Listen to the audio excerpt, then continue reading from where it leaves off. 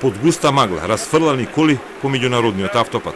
Потешкиот судир на вкупно 6 возила. Остатоците покажуваат дека повредените и вознемирените патници на секој начин се обидувале да се излечат од автомобилите, откако се судриле на поднознатиот пат утро во околу 8 часот. Со најсериозни повреди се соочува жена од Кавадарци, која со тешки повреди на главата е префрлена на Скопската Карил клиника, каде е под обсервација и е во тешка состојба. Уште 2 лица се повредени и се префрлени во Велешката болница. Девојче на 10 годишна возраст и пациент роден 1983 година, задржани се на обсервација, прегледани се од ортопед, невролошки испитани, направени се лабораториски анализи и рентген снимања.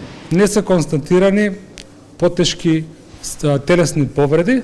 На надвозникот првин се излизгало црно БМВ, потоа камионче на приватна фирма закочило на мостот, а во него удрил друг автомобил.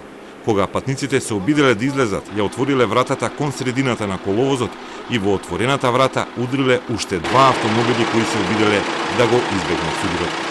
Местото каде се случила несреќата е позната критична делница на автопатот кој сега се вика Пријателство. Денеска имало и подмрзнат пат, а условите за сообраќајот биле отежнати и со слабата видливост. Увидот треба да покаже која е причината, иако во Македонија пат веќе има предпоставки дека сообраќајката не е поради лош коловоз. Единствено, за жал, причината е преголемата брзина.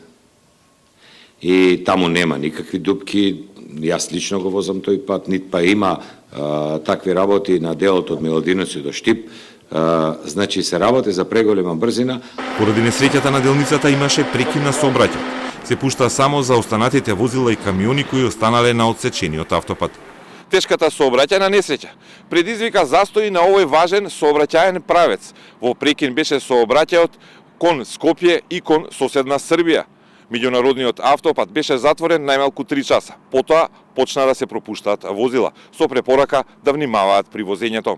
По 5-часовен прекин, автопатот беше целосно пуштен за сообраќај. Да, сообраќајната несреќа се случила утро во